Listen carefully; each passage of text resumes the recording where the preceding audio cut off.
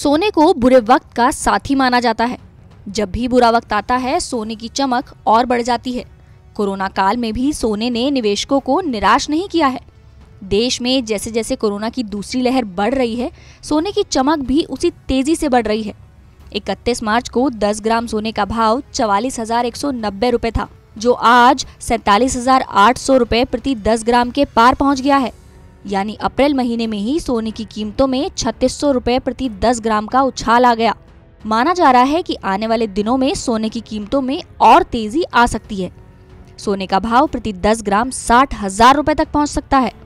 अब अगर आपके घर में आने वाले कुछ महीनों में शादी या कोई फंक्शन है तो सोने की खरीदारी का ये सही वक्त है। तो सस्ता सोना खरीदने का मौका आपके हाथ से निकल जाएगा। अब आपको सोना महंगा होने की वजह भी बता देते हैं। अनिश्चितता के माहौल में निवेशक इक्विटी से पैसा निकालकर गोल्ड में निवेश करते हैं। अंतर्राष्ट्रीय बाजार में डॉलर कमजोर हो रहा है। इतना ही नहीं, रुपया भी डॉलर के मुकाबले कमजोर हुआ है।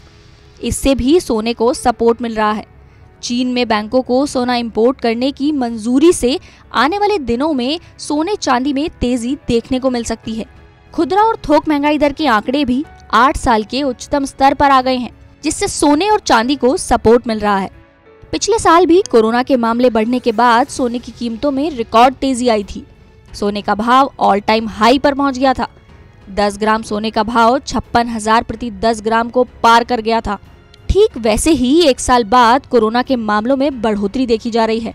निवेशकों में डर का माहौल है, इसलिए कहा जा रहा है कि सोने का भाव 60,000 रुपए तक जा सकता है।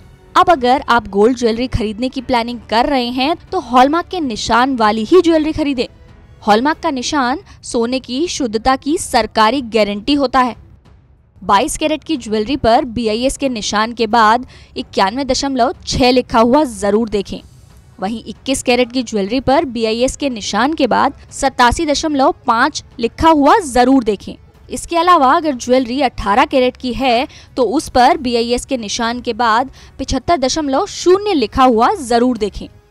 BIS वो सरकारी संस्था है जो गोल्ड ज्वेलरी की शुद्धता को जांचती है। इसीलिए हॉलमार्क ज्वेलरी खरीदना जरूरी होता है ताकि ज्वेलर आपको ठग ना सके।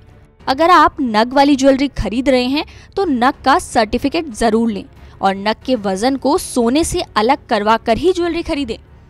तो ये वो जरूरी बातें हैं जो आपको सोने की ज्वेलरी खरीदते समय जरूर ध्यान में रखनी है।